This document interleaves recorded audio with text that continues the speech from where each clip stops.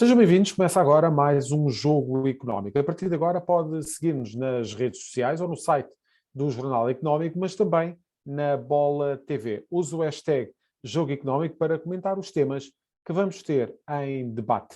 Do cartão vermelho ao fora de jogo, o futebol português foi varrido esta semana por buscas às SADs do Futebol Clube do Porto, Sporting de Braga e Vitória de Guimarães. Em causa está a suspeita da prática de crimes de fraude fiscal e à segurança social, burla, abuso de confiança e branqueamento relacionados com transferências de jogadores de futebol e com circuitos financeiros que envolvem os intermediários nesses negócios.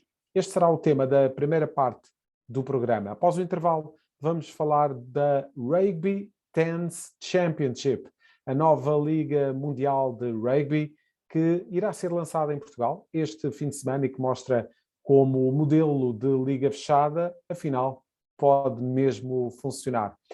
Dou as boas-vindas então aos nossos comentadores para este programa. Muito obrigado. Leonardo Ralha e Nuno Vinha vão ser os nossos comentadores para esta edição do Jogo Económico. Vamos então começar por falar das buscas que estão em curso. Hoje, quarta-feira, dia em que estamos a gravar, e sem saber muito bem como é que vamos chegar a sexta-feira, se com mais buscas, se com mais clubes envolvidos, mas pergunto-te, Nuno Vinha, o que é que mais estranhaste em todo este processo que tem decorrido desde o início desta semana?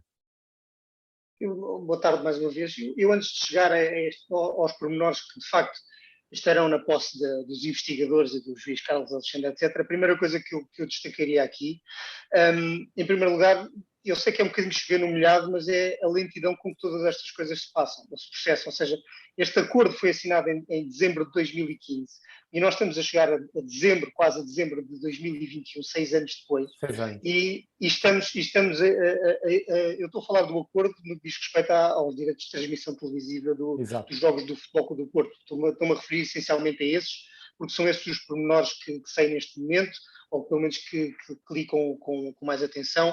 Depois há, obviamente, a questão de transferências de jogadores, etc.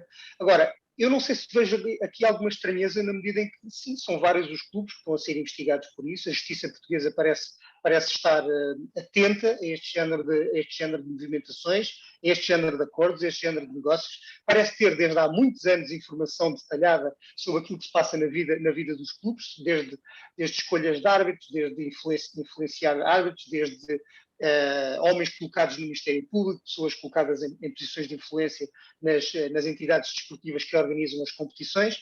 Há um extenso dossiê de vários dos clubes, especialmente dos três grandes, do Futebol Clube do Porto e do Benfica, com muita informação relativa a todos estes mini escândalos que depois se transformam em grandes escândalos ao longo de algum tempo. Portanto, eu vejo aqui alguma continuidade.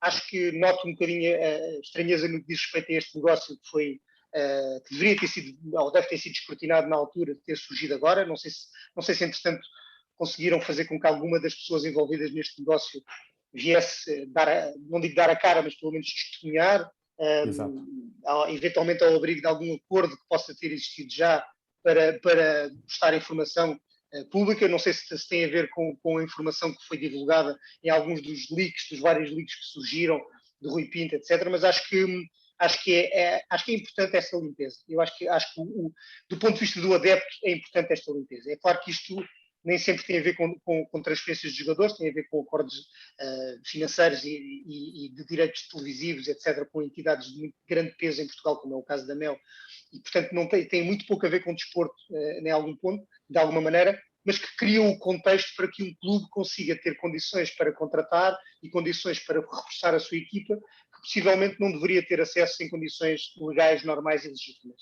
E, portanto, essa legitimidade tem que ser defendida. O fair play financeiro também é isto, é não fazer escambilha, como se costuma dizer. Exatamente. Leonardo, pergunto exatamente a mesma coisa que perguntei ao Nuno.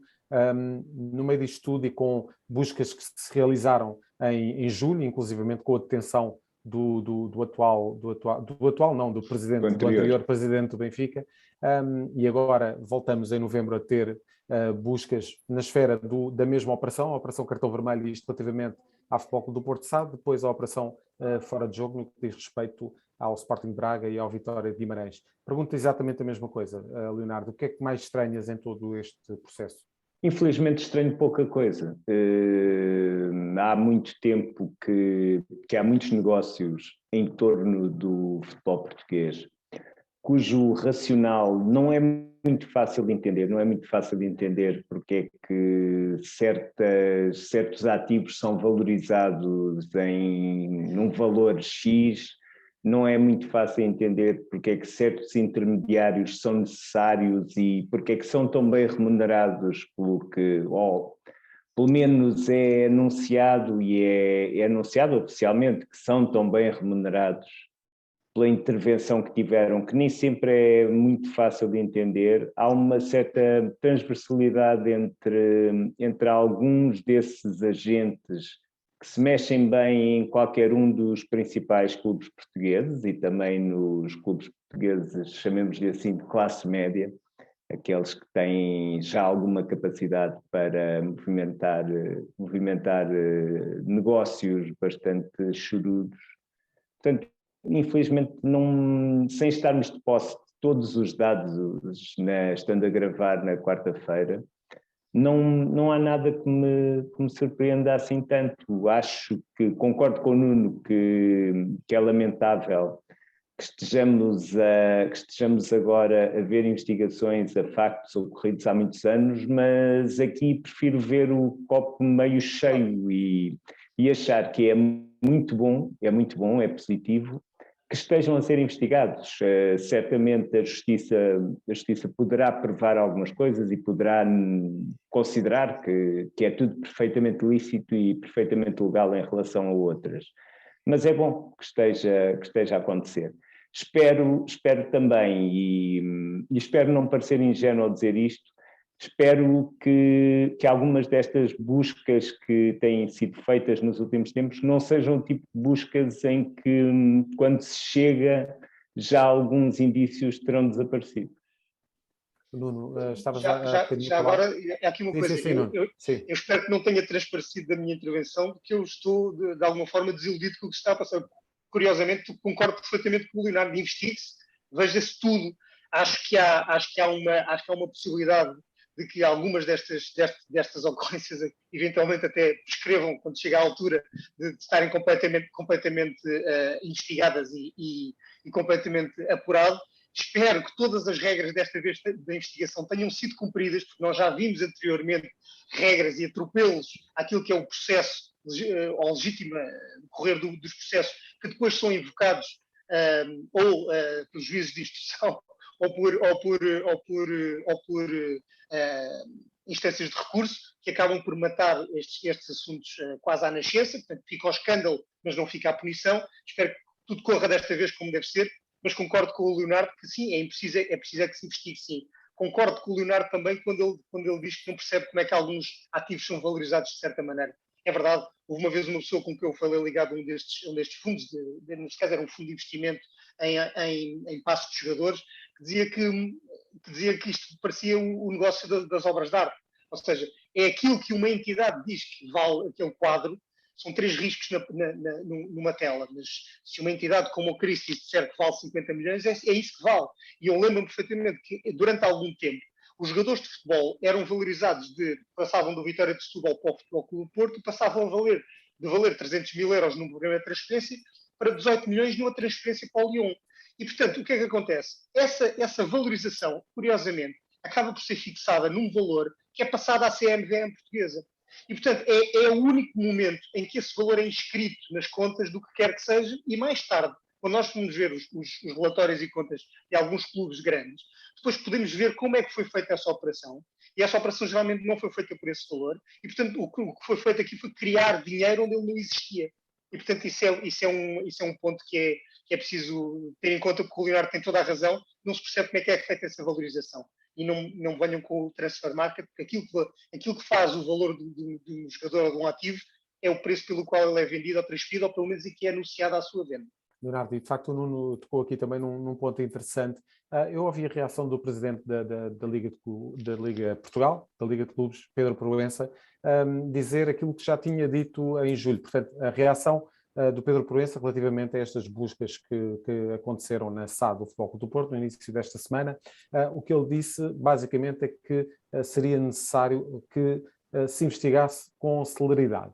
Eu pergunto se a Liga Portugal não deverá ter aqui um papel muito mais interventivo no sentido da tal conversa que nós trazemos aqui em quase todos os programas, da compliance, de se perceber realmente o que é que está a ser feito nos clubes relativamente às transferências. Criar um organismo, uma entidade que consiga ter toda a informação relativamente às transferências para que depois estas situações não apareçam como um caso de polícia. Certamente, mas também acredito que uma estrutura grande, poderosa, profissionalizada como a Liga, eu acredito que haja quem tenha essa vontade e quem veja os óbvios benefícios para o produto que está a vender, de haver maior confiança de todos os envolvidos na lisura de todos os processos que têm a ver com o futebol nacional. Mas também me parece-me ser bastante certo. E isto não é uma questão do clube A, do clube B ou do clube C. Infelizmente é uma questão generalizada, por muito que haja um ou outro dirigente que por vezes tenha uma aura de outsider. Muito sinceramente não acredito muito nisso. Há uma certa opacidade inerente que é defendida por todos aqueles que até hoje conseguem justificar negócios muitas vezes dificilmente justificáveis com base na falta de escrutínio. E não me parece que a Liga vá ter uma missão fácil em mudar esse panorama. Posso só dizer uma coisa? Eu acho que é curioso que nestas alturas toda a gente pede que a justiça seja rápida a investigar. É verdade. Mas eu recordo só o caso do negócio da venda dos direitos de televisão, de publicidade na camisola e do estádio e do Porto Canal por parte do Porto há 6 anos. Do PEC completo, não é? São 457 milhões de euros, exatamente. É verdade. Dos quais mais de 91, neste caso mais de 91 milhões, foram adiantados antes do prazo, através de contratos de factoring. Quer dizer, eu na altura não vi ninguém a lançar sequer o debate sobre se esse género de acordos que estão a ser feitos podem influenciar aquilo que é o equilíbrio e o fair play financeiro. Eu não estou a dizer que afetam, eu só estou a dizer que se a Liga quisesse mesmo participar ativamente nisto, então tinha discutido, debatido esses acordos na altura em que eles foram feitos e que eles foram realizados, não é? Portanto, eu acho que isso neste momento estar a pedir à Justiça que seja rápida a fazer o trabalho que toda a gente já devia ter feito antes, que é, no caso da Liga, não é outra coisa senão defender o adepto, defender os clubes que participam nas competições profissionais e defender a integridade da competição. Não se pede que investigue nada, mas pelo menos pode debater as práticas que os clubes têm no que diz respeito ao seu equilíbrio financeiro e à forma como eles fazem os seus negócios, como antecipam, como emprestam, como não emprestam, como colocam os jogadores num sítio enquanto as competições estão a decorrer ou não. Acho que tudo isso tem que ser feito. Não pode ser a Liga só à espera do momento em que a Justiça e a Polícia Judiciária vão bater à porta para fazer buscas e para pôr nos jornais e depois vêm dizer é preciso que sejam rápidos a agir, que é para nós sabermos o que fazer. Acho que é preciso debater pelo menos o que é que se quer fazer, como faz a Liga Inglesa, por exemplo. É muito clara em relação a isso. Os clubes que têm direitos partilhados dos jogadores, direitos económicos partilhados, não podem estar na mesma competição. Decidiu dessa maneira e decidiu. Bem ou mal, mas decidiu. Tomou uma decisão, debateu e decidiu. Acho que isso é importante que exista essa clarificação. Nuno, falaste aí de direitos televisivos. Pergunto, de forma muito genuína, os clubes precisam de intermediários para negociar direitos de televisão? Eu acho que claramente precisam, porque são coisas demasiado complexas, porque eles são especializados em vender jogadores de futebol e em gerir épocas desportivas. É uma empresa absolutamente talhada para isso. Não está talhada para fazer acordos de direitos televisivos com métricas que eles próprios não dominam. Que valor é que damos ao Porto Canal em termos de transmissões televisivas, em termos de publicidade, em termos de share, em termos de em audiências? Eu não sei se tem assim essa métrica tão bem certa. Eu recordo, e é uma das coisas que estava agora a falar, o Porto nesse contrato cedeu os direitos de transmissão televisiva dos jogos da equipa principal, os direitos de transmissão do Porto Canal, o direito de exploração comercial dos espaços publicitários do estádio, o direito de colocar publicidade na parte frontal da camisola e cedeu por 10 épocas num caso e 12 épocas e meia no outro. E, portanto, é óbvio, e estamos a falar só de coisas que têm a ver com publicidade e têm a ver com televisão. É óbvio que as pessoas nos clubes, os estados dos clubes, precisam, como é óbvio, ou precisam de ter especialistas lá dentro e não têm, ou precisam de subcontratar gente fora que saiba exatamente do que é que está a falar. Esse acordo permitiu ao Porto antecipar receitas através de contratos de factoring, que basicamente é ceder esses direitos, ceder a uma entidade financeira que adianta esse valor ao longo de vários anos e depois vão pagando em prestações, digamos assim, e permitiu-lhe sobreviver épocas em que provavelmente não teria capacidade de o fazer. E, portanto, é óbvio que o Porto beneficiou com isso, tal como o Benfica beneficiou com isso, de ter gente de fora a assessorar esses acordos. Não é nada estranho, as empresas fazem, os bancos fazem, a TAP está a fazê-lo, a Ground Force fez. Portanto, são empresas que necessitam de assessores financeiros para negócios altamente complexos, a que depois se juntam os outros assessores, que são os grandes escritórios de advogados, que por sua vez vão pôr o seu visto bom a quase todos os contratos que ali estão. Portanto, sim, as empresas precisam disso e os Estados não são exceção. Leonardo, gostava de saber a tua opinião sobre este tema, tendo em conta até que, de certa forma, os intermediários saem um bocadinho chamuscados de todo este tema. Naturalmente que não existe ainda acusação, mas a verdade é que os intermediários são muitas vezes focados tanto na questão das buscas da operação cartão vermelho como na operação fora de jogo. E eu diria que há intermediários mais iguais do que os outros. Neste caso, há intermediários que não é muito fácil de explicar qual é a mais-valia que trazem para o clube que compense a remuneração que lhes é dada pela sua suposta intervenção. E aí, enfim, tudo isso intrinca noutras lógicas que por vezes lógicas bastante tenebrosas, em que figuras que prestaram ou que são suspeitas de ter prestado serviços de lesa património do clube. Sim, às vezes de lesar o património dos clubes, outras vezes de lesar a verdade desportiva, acabam por ter um guarda-chuva dourado que implica ganhar verbas por intermediações em que não é mesmo muito claro. Os brasileiros têm aquela expressão do ASPON, o assessor de porra nenhuma. Por vezes há intermediários para essa expressão de porra nenhuma, os interones, talvez. Não é muito fácil de entender porque é que certos intermediários são tão bem remunerados pelo que supostamente fizeram aos clubes. Muito bem. Eu estava a falar dos intermediários financeiros e jurídicos. Sim, eu percebo. Eu estou a falar mais nos intermediários de transferências e desse tipo de coisas. Muito bem. Fechamos aqui então a primeira parte do programa e é sem placagens que passamos para a segunda parte, onde vamos falar de rugby. É já a seguir. Fique connosco. Estamos de volta para esta segunda parte do Jogo Económico. Lisboa junta-se a Paris, Cidade do Cabo e Las Vegas num circuito restrito do rugby mundial. A Rugby Tens Championship, a nova Liga Mundial de Rugby, será lançada na capital este fim de semana, com os jogos a decorrer no Estádio Universitário de Lisboa. O Rugby Tens é uma competição masculina e feminina, com o destaque de existir aqui igualdade de remuneração e premiação para os dois géneros. Connosco temos Pedro Neto Fernandes, é ex-internacional por Portugal e treinador da equipa feminina sénior dos Balkan Honey Badgers. Creio que disse corretamente. Pedro, muito obrigado pela presença neste Jogo Económico para falarmos de rugby, mas também daquilo que esta modalidade traz de novo, de certa forma, ao panorama competitivo em Portugal. Para já, o que queria saber da sua parte, Pedro, era pormenores relativamente a esta competição e a importância que tem para Portugal receber um evento desta dimensão. Boa tarde.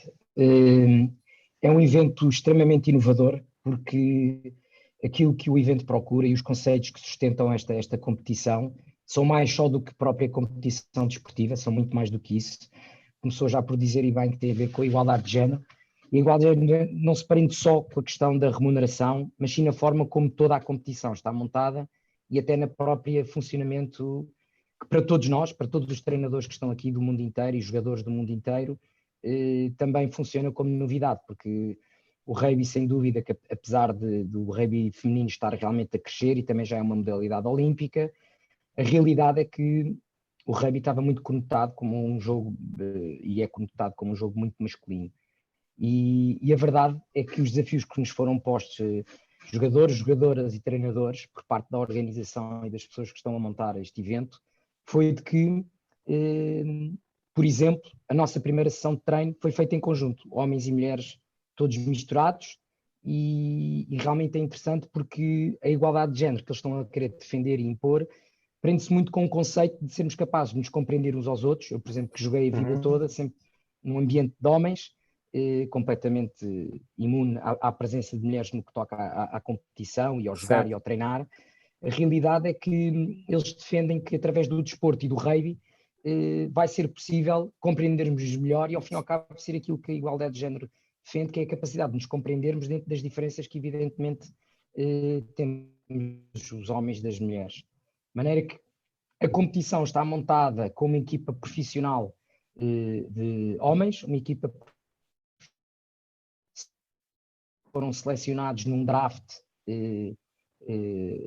em que eram classificados da Tier A, que são as equipas mais fortes, e as Bs, por posições, e depois os treinadores, à vez, fomos escolhendo a equipa com que ficámos. Na minha equipa eu tenho jogadoras profissionais francesas, tenho jogadoras holandesas, brasileiras, portuguesas, que é outra coisa muito interessante aqui, que eles procuram muito incluir-se e ser inclusivo no sentido das culturas e dos sítios onde eles vão, deixarem mais do que só chegar e competirem no sítio, deixarem qualquer coisa, conseguirem passar experiências. Daí também eu, como português, ter sido convidado para fazer parte desta equipa técnica. Temos algumas jogadoras espalhadas também pelas 4 equipas que vão jogar este torneio. E temos depois também a equipa do Honey Badgers, aos homens, às mulheres, e depois as equipas da academia, que são os sub-19 masculinos e os sub-19 femininos. Estamos todos associados a um dos clubes aqui em Lisboa, onde temos estado a treinar no campo desses clubes, e alguns jogadores dos sub-19 irão representar a equipa da academia com jogadores internacionais que já jogam e treinam num regime de academia da empresa que está a montar este evento. Depois, o muito interessante é que a competição soma pontos, todas as 4 equipas vão somar pontos de igual forma para uma classificação final neste circuito. Vai haver o vencedor por cada categoria, mas depois há o vencedor no somatório das 4 equipas que cada franchising, digamos assim, tem, e que irá haver no final do tal circuito um vencedor final.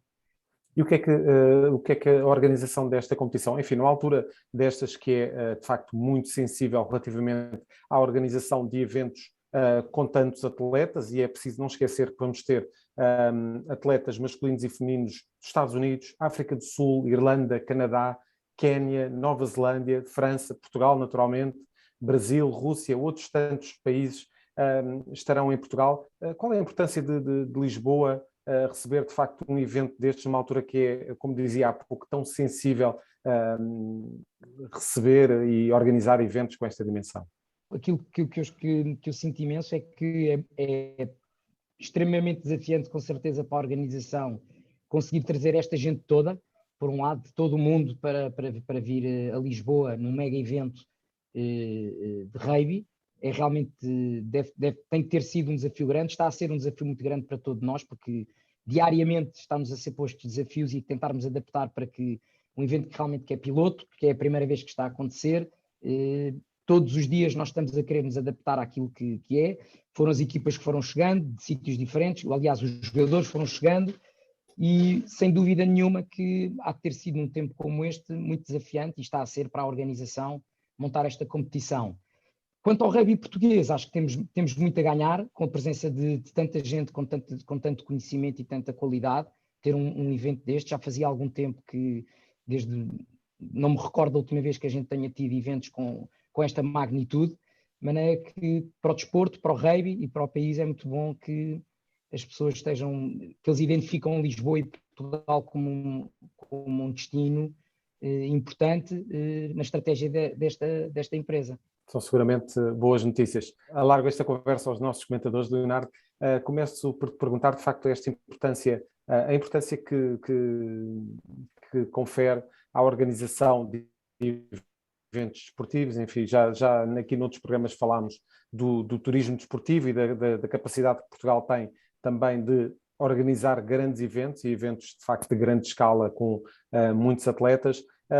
Que importância, na tua opinião, tem que Portugal receba um evento desta magnitude, ainda por cima de uma modalidade que se calhar precisa aqui de alguma alavancagem, alguma visibilidade ao nível nacional, sobretudo, não é? Que as pessoas comecem a dar mais atenção ao rugby e a outras modalidades, naturalmente.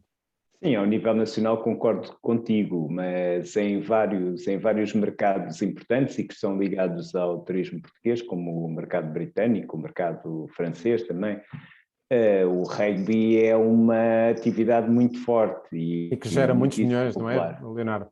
Sim, muitíssimo popular, que gera imenso interesse e que pode arrastar uma quantidade impressionante de pessoas.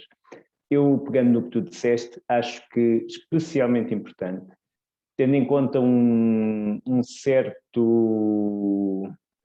uma certa tendência que foi interrompida pelos efeitos da pandemia e que nos arriscamos a que possa também prejudicar este tipo de iniciativas nos próximos meses, é muito importante que Lisboa, que o resto do país, voltem a entrar no circuito, voltem a arrastar também multidões no que toca ao turismo desportivo. Portanto, acho que a organização está de parabéns e Portugal tem tudo a ganhar.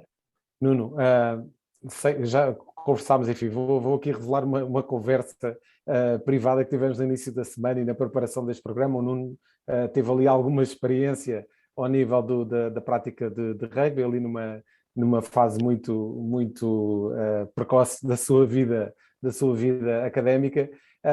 Nuno, é uma modalidade que te diz alguma coisa? Pergunto-te como é que de facto poderá esta modalidade crescer ao nível da visibilidade em Portugal, e eventos destes certamente ajudam a essa visibilidade, não é? Bom, em primeiro lugar, essa conversa era para ficar entre nós, porque eu fiquei sem a pele da barriga à conta de uma placagem que sofri num pelado. Mas pronto, eu não ia revelar pormenores, mas já que avançaste. Olha, como eu fazia 100 metros, ou 60 e 80 metros, foram buscar alguma pontinha de velocidade, então lá me puxaram para o rugby, e foi só um treino que a partir daí fiquei sem a pele da barriga e acabou-se. Nunca mais houve rugby para mim, lamentavelmente. Gosto muito de ver rugby na televisão, adoro ver rugby na televisão, acho que é uma modalidade fantástica, acho que o futebol, por exemplo, teria imensas coisas a aprender com essa modalidade, no que diz respeito precisamente ao respeito pelas regras, respeito pelo árbitro, respeito pelo próprio público, quando os próprios árbitros anunciam publicamente porque é que estão a decidir, o que é que estão a decidir, muitas coisas. Em relação à possibilidade destas competições ajudarem a promover, eu acho que é precisamente uma das grandes vantagens destas competições é o desenvolvimento das modalidades nos próprios países. Não está muito provado, pelo menos os estudos que existem a este respeito sobre o retorno do investimento nestas competições, no que diz respeito a Jogos Olímpicos, no que diz respeito a mundiais, no que diz respeito a campeonatos internacionais, não está muito comprovado o retorno financeiro ou o retorno desse investimento que os países fazem, que as instituições públicas fazem, naquilo que é o crescimento económico das regiões em que isso está inserido, mas há sim, de facto, um retorno muito grande naquilo que diz respeito ao crescimento das modalidades em si, àquilo que é a prática desportiva, que na verdade é um dos esteios, ou deveria ser um dos esteios das sociedades modernas, e acho que se é para haver investimento no que diz respeito a estas áreas, acho que deve existir investimento público claramente neste tipo de competições, neste tipo de modalidades que permitem, olha, por exemplo, aprofundar depois, ramificar depois outras coisas, como o desporto escolar, como a atividade mesmo das escolas privadas junto, das escolas de desporto privadas junto de escolas públicas, etc. Acho que é fundamental e por aí é um bom caminho a seguir. Pedro, um dos temas que nós temos abordado com alguma insistência neste programa tem a ver com a Superliga Europeia, a tentativa de criação da Superliga Europeia e, de facto, aqui nesta competição que tem início este fim de semana em Lisboa, temos um exemplo daquilo que é uma competição fechada, ao estilo da NBA e muito ao estilo daquilo que se queria criar para a Superliga Europeia. Pergunto-lhe, enquanto alguém que está por dentro dessa competição e que está habituado a esse tipo de organização, o que é que pode trazer de bom uma competição que se rege sobretudo por estes princípios que foram um bocadinho demonizados agora com a história da criação da Superliga Europeia? O que é que se perde, o que é que se ganha? Dê-nos um pouco aquilo que tem experienciado relativamente a este modelo do rugby. Primeiro, que este conceito é inovador e é a primeira vez que eu estou a participar, eu e todos os treinadores, é a primeira vez que acontece, e foi segunda-feira que nos foi apresentada a todos os treinadores e staff que estão envolvidos nesta competição, qual é o conceito, qual é a ideia, qual é a ambição deste projeto. Depois, sinto imenso que a vontade de dar e de transformar a realidade que nós temos, ou de acrescentar, é muito grande, porque os compromissos que nós temos enquanto, digamos, profissionais, apesar de eu não ser treinador profissional de rugby, sou professor, sim, mas os outros todos os treinadores que cá estão é que nós vamos ter que vamos marcar presença nos treinos dos clubes, das crianças que fazem parte dos clubes que existem, o Belenenses, o Redul, a Agronomia e Direito, são os clubes que estão como hosts, anfitriões das equipas. Essa é já uma. A outra é que os treinadores profissionais vão se juntar aos treinadores dos clubes e treinar em conjunto as equipas do Sub-19 que têm jogadores de cada um dos clubes. Ou seja, é sempre para ganhar, ao fim e ao cabo, porque certo, eles têm uma vontade muito grande de criar um desenvolvimento junto dos sítios onde estão. De maneira que eu sinto que isso vai ser aliciante e ver como é que vai acontecer. Por exemplo, hoje tarde, depois do treino, no meu caso, vamos participar nos treinos das academias do Belenenses, que é do Sub-8, Sub-10, 12 e 14, e imagino que para os miúdos e para as crianças vai ser fantástico poder jogar, brincar com estes jogadores e estas jogadoras profissionais, que há de ser algo que vai com certeza marcar a todos eles. Inclusivamente depois, mais para o final da semana, no caso dos treinadores, vai ser muito interessante partilhar experiências e conhecimento e aprender com pessoas que fazem o seu dia-a-dia a pensar e a produzir conhecimento de rugby, treinadores profissionais. Muito bem, Pedro. Já estamos no final aqui da nossa conversa. Iria perguntar-lhe que incentivo é que poderá dar a quem mora em Lisboa ou nos arredores para que vá assistir aos jogos e para que participe nesta festa do rugby? Primeiro, que está montada uma festa para quem não vai jogar. Essa é logo a primeira. Isso é muito interessante também. Para estar presente. Depois, ter a oportunidade de ver, certamente, ver alguns dos melhores jogadores do mundo, alguns deles com nomeações e com prémios de melhores jogadores do ano do rugby, numa variante que é espetacular, que é o rugby de 10. Normalmente nós estamos mais familiarizados com o rugby de 7, exato, ao rugby de 15, e aqui é uma variante também muito rápida, muito espetacular, que é esta variante de 10 e que com certeza, no meu caso, estava muito pouco familiarizado com ela, mas acredito que seja também, tenho a certeza que vai ser uma variante também muito espetacular de se ver. Muito bem. Pedro, muito obrigado pela presença neste Jogo Económico e fica então feito o convite para, se mora em Lisboa, nos arredores de Lisboa, ou mesmo se quiser fazer uma viagem um bocadinho mais longa, este fim de semana terá então este torneio absolutamente inovador e aquele que tem potencial para se tornar um dos torneios mais espetaculares do mundo ao nível do rugby. Pedro Neto Fernandes, mais uma vez, muito obrigado pela presença neste Jogo Económico. já a seguir partimos então para as escolhas de Leonardo Ralha e Nuno Vinha neste jogo económico. É já a seguir na terceira parte do programa. Estamos de volta para a terceira parte do jogo económico e este é o momento em que questionamos os nossos comentadores a propósito das escolhas da semana. Começo precisamente pelo Nuno Vinha. Nuno, o teu número desta semana é o 11.5. É isso mesmo, José Carlos. O número é o 11.5 e este é o número 11.5 milhões de euros, que é o valor que estava na ponta da bota do Aris Seferovic ontem à noite. Estamos a gravar uma quarta-feira, foi um jogo contra o Barcelona. Se aquela bola tem entrado, seriam esses 11,5 milhões de euros que o Benfica ia fazer pela passagem aos oitavos de final da Champions. São 2,8 milhões por uma vitória, o que seria o mais provável, e 9,6 pelo apuramento para os oitavos. Mas a este valor temos de descontar os 900 mil euros que o Benfica fez pelo empate. Cada empate vale, na Liga dos Campeões vale esse valor. E, portanto, foi este o valor que teve na ponta da bota de Aris Seferovic, e que ele, infelizmente, desperdiçou, mas esperemos que agora consiga recuperar, que o Benfica passa a mesma aos oitavos de final. Passamos então para o número da semana do Leonardo. Leonardo, teu número 5-2. 5-2. Mais uma vez no domingo ficou claro que Portugal, que é um país que não pode dizer que tem assim tantas coisas como melhores coisas do mundo, ao contrário do que alguns otimistas dizem, tem provavelmente o melhor derby de futsal do mundo. O Sporting recebeu e venceu o Benfica por 5-2. Quem olhe para o resultado verá um resultado desequilibrado. O que aconteceu, na verdade, foi um jogo, mais uma vez, muitíssimo disputado, em que o Benfica chegou ao intervalo a ganhar 2-1 e foi o primeiro a marcar, diga-se de passagem, e acabou por ficar em vantagem pouco depois do Sporting ter reposto o empate. Houve muita polémica, como é habitual.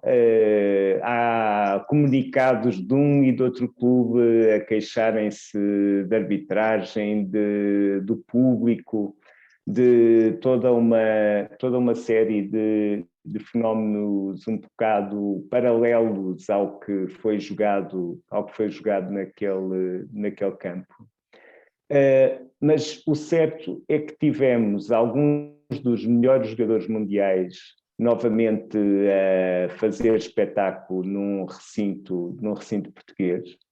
Tivemos jogadores, uma concentração extraordinária de jogadores trintões, os italo-brasileiros Marlin e Cavinato do Sporting, o português Cardinal, o russo naturalizado Robinho pelo Benfica, grandes artistas que fizeram um grande espetáculo, muito, muito disputado, muito, muito emotivo e que foi uma excelente propaganda para uma modalidade que vai conseguindo fazer chegar aos calcanhares do futebol em Portugal.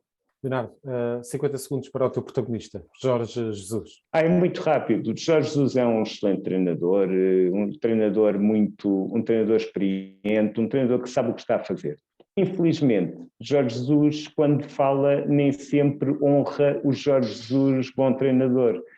Aquilo que ele fez ao seu jogador Seferovic, como o Nuno disse bem, pronto, é responsável por uma perda de dinheiro num erro, num remate errado, está muito, muito perto de constituir assédio moral. Não fica bem, Jorge Jesus corrigiu um pouquinho a seguir na conferência de imprensa, depois na flash, mas, além do mais, é amnésico, porque disse que nunca nenhum jogador dele tinha feito um falhanço daquele, deve-se ter esquecido do falhanço de Brian Ruiz, que certamente também não ficou nada satisfeito por ter falhado o golo contra o Benfica, que poderia fazer de Sporting campeão, ou poderia no caminho para o título em 2016. Seferovic certamente não ficou também feliz. Nuno, temos alguns segundos para a tua escolha, Seferovic. Seferovic é o jogador é o jogador, é a figura desta semana, é um bom avançado, eu considero um bom avançado. Acho que é um tipo com a cabeça fria o suficiente para ultrapassar este incidente menos agradável, quer o falhanço já nos descontos contra o Barcelona, que seria sempre ótimo o Benfica derrotar e com um gol dele, quer para ultrapassar esta má prestação do seu treinador, que o entrega às esferas de uma maneira que deveria pelo menos preservar o jogador para os embates futuros, porque vai precisar dele contra o Dinamo de Kiev. Portanto, continua a ser um jogador de qualidade e não é por ter falhado este remate que vai deixar de o ser. Nuno Vinha, Leonardo Ralha, muito obrigado pela presença neste Jogo Económico. Voltamos para a semana, sempre com os números que contam dentro e fora das 4 linhas. Até para a semana.